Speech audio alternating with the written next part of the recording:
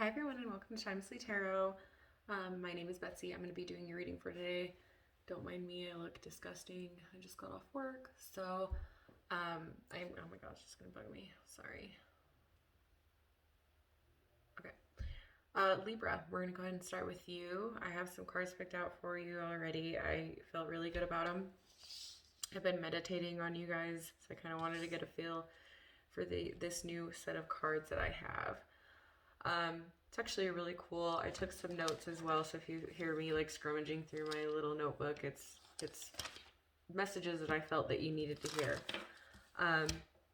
If you could please take the time to like, share, subscribe, all that fun stuff. It really helps my channel, and it really kind of boosts my ego when you guys do that. So it's like, oh, yay, it resonated, or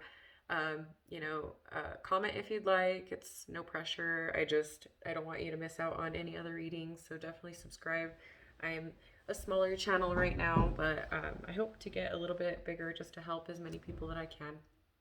So we're gonna go ahead and get started. This is just general reading. Take what resonates, leave what doesn't. Feel free to swap the characters around. If I'm talking about them, I could be talking about you. If I'm talking about you, I could be talking about them. So Libras, my Libros, you guys are a fun read for me. I think we're going into something a little bit serious this time, though, Libra. We have this Three of Pentacles card. See, as he's balancing on the Pentacles, he is trying to master something. He's trying to master a craft. You could be trying to master something, master your feelings, master your head, master a craft, master a business, something. You're mastering your self-discipline, even, dedicating time towards your growth, towards knowledge, maybe school. But it means taking a risk in your dedication, right? He's sitting there taking a risk as he's trying to perfect and very disciplined, very in touch with his body, knows how to balance himself, right? So this risk is going to take dedication. It is time to push out of your comfort zone. It's time to go above and beyond, get a little uncomfortable. It's a burning curiosity.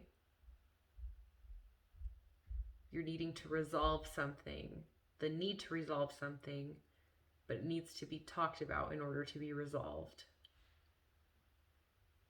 A curiosity of accomplishment, a curiosity of knowledge, a curiosity of business, even, of like a business in the sense of schooling, and in the sense of, this is very fiery, very hot energy. This is going to take intelligence. It's going to take time. It's going to take mastering. It's going to take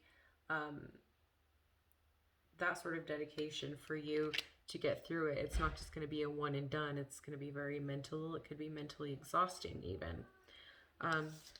Next, we have the Seven of Wands. If you can see, he's kind of pushing all these battles off of him. He's trying to get back on grounded, right? Might just be one thing after the other, We see the vulture coming in the picture over here. Vultures in tarot, or in this card, for example, they hover to see you fail. They're there to conceive you after you've been battled upon, been broken and bruised. But that's not you, Libra. It's not. It's time to take what's yours, and it's time to play dirty. Are you being all you can be and giving it your all that you have? Or are you just sitting there and letting this consume you? Why are you putting all of your stuff behind, like the earth has stopped already?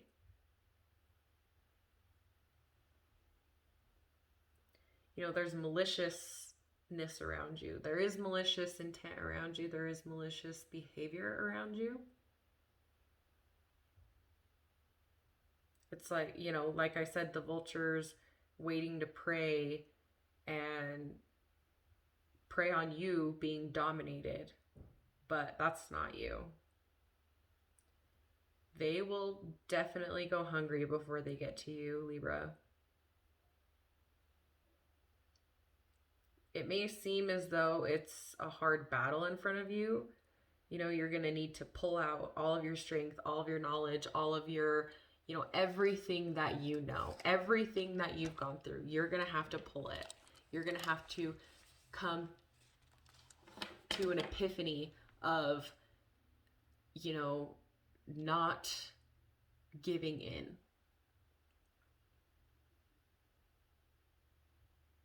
And it's giving it all of your might, all of it, to get through.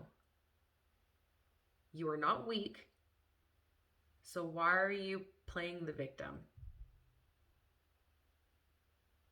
The victim of all you're doing. And I say this not in the sense of you're not a victim for what they did to you or didn't do to you or what's happening, or everybody feels victimness in their own situation. But you're not a victim. In the sense of shutting down. Yes, something happened to you. Yes, it hasn't been fair. Yes, you've been thrown everything in the book. But Libra, you're so much more than that. You're so much more what happened. You're so much more what's happened than what's happening. And I need you to focus on everything that you've done. I feel that you are just like giving up. I feel like you're letting it beat you up, and you're letting them win. That's what I'm hearing, is you're letting them win. And that's not you. That's not you. When you lead a truly powerful vision, there's nothing that can stop you. And that. You get your way, Libra. You get your way. But it's time to balance your scales. Your scales are tipped tremendously, and your compass is way off. Time to tip back into your balance. You need to tip back into your balance. If you feel challenges from every angle, every corner, the vultures are waiting for you to just crash and burn. And I feel you are about there. Like, you feel like you're about there. You're about there to crash and burn. You're hanging on for dear life. But you make it, you hold that to yourself. Nobody really knows what you're going through. Maybe only the ones that know you know what you're going through. But I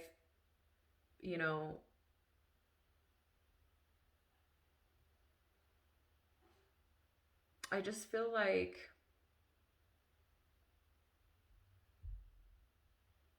the hotter the heat, especially when I said this is like hot, I feel like it's like on here too. Like, look at all this. The hotter the flames, the higher the flames, the hotter the heat, the closer to what it is that you're, it's like that game. You're getting colder, you're getting colder. Oh, you're on fire, you're hot. You're almost there.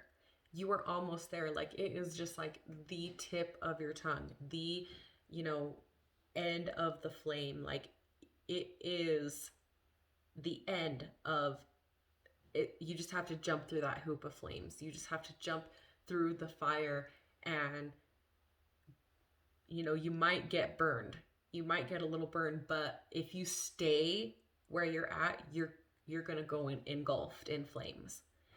Yes, it's going to hurt to go through this, ring of fire, but would you rather be singed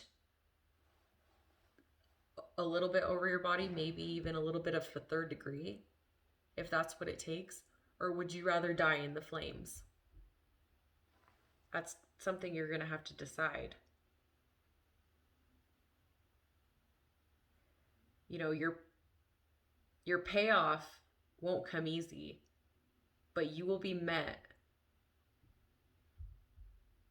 with, you know, criticism, hostility. How bad do you want this? How bad do you want out of this? How bad do you want to be independent again? How bad do you want to find yourself again? How long are you going to live like this? How long are you going to do this? How much more do you have to take, really, with whatever this is?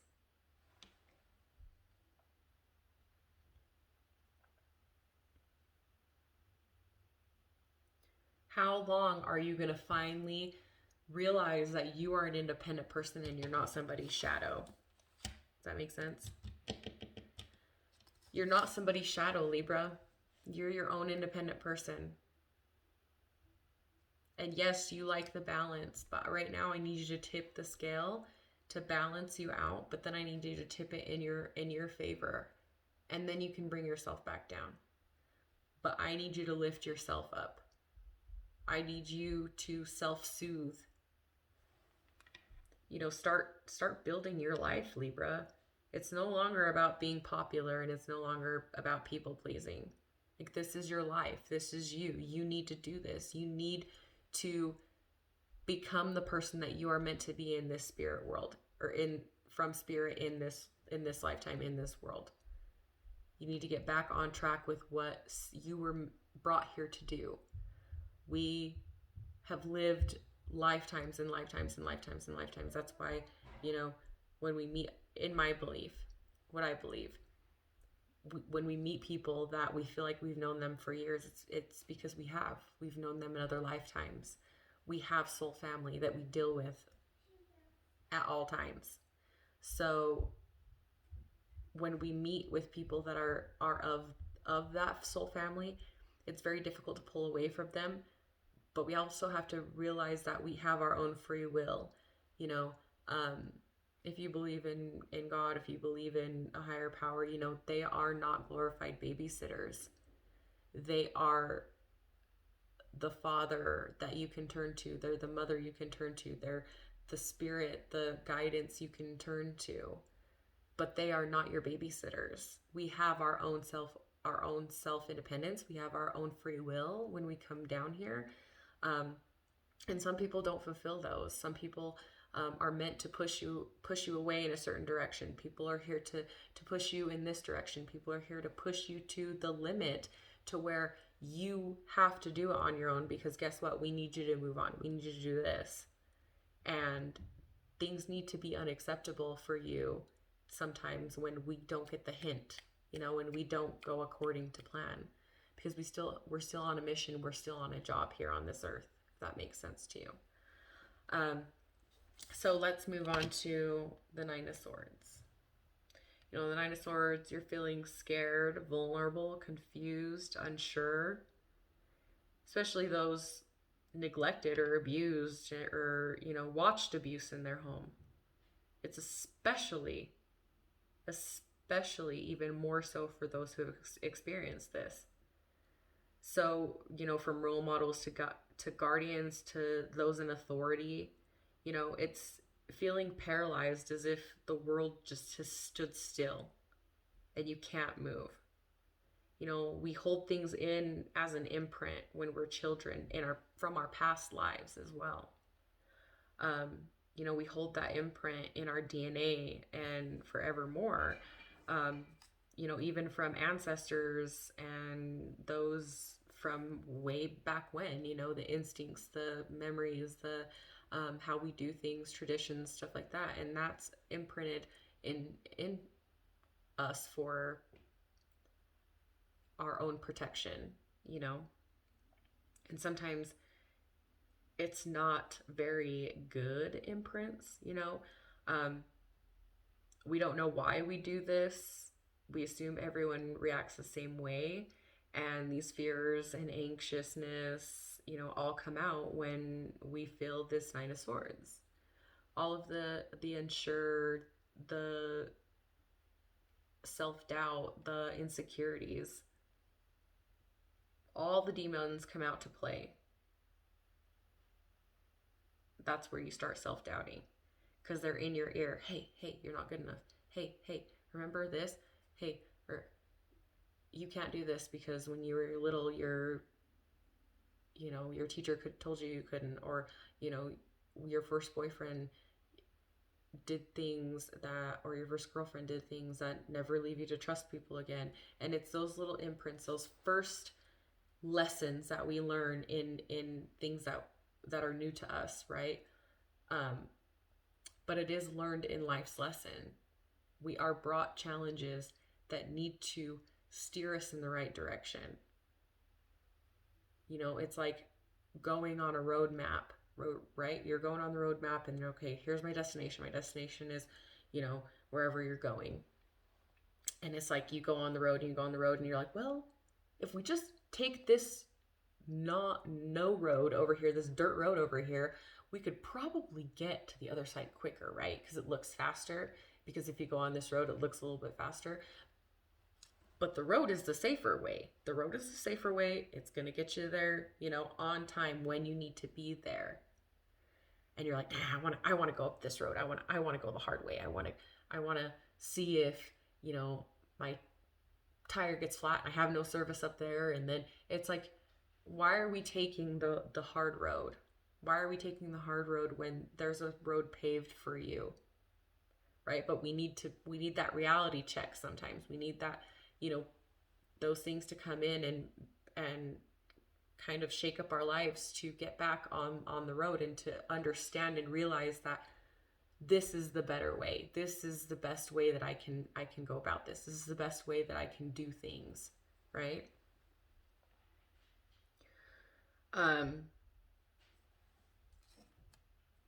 It's time to explore your demons, your fears, your shameful feelings, your beliefs, passed on through generations. It's time to figure out why you feel the way that you feel, why you get triggered the way that you get triggered, what is triggering you, and how to remove that from your energy, how to remove that from your life. Not everybody's trauma is like yours. Not everybody reacts the same way that you do. Some people joke around about like stuff that's inappropriate, and then other people get triggered by it because maybe they went through something like that. But we don't know. And we don't understand why we're so upset about things. We don't understand why, what triggers us, what makes us tick, and so you need to explore that, and you're going to feel a lot better about yourself. You need to explore why you do the things that you do, why you feel the way that you feel. When you feel triggered, you need to ask yourself, why did this trigger me? Why is this triggering me? And if it's this and this and this, okay, if my friend did it, would it still be triggering to me? Why would this be triggering to me? What happened in my life that makes me triggered by this? It could be as far as like loud noises. You could have gone, or like flashing lights, you could have gone through a fire, you could have gone through an earthquake, you could have gone, you could have dreams of just your own insecurities, your own shame, your own, repetitive just nightmares of, or weird, really weird, bewildering dreams, just crazy off the wall dreams, and your self-conscious coming out because it's something that we don't see or show in our everyday life. We don't wear our shame on our sleeve. We try to be the best face-wise that we can. And sometimes it's a little bit frustrating, it's a little bit, how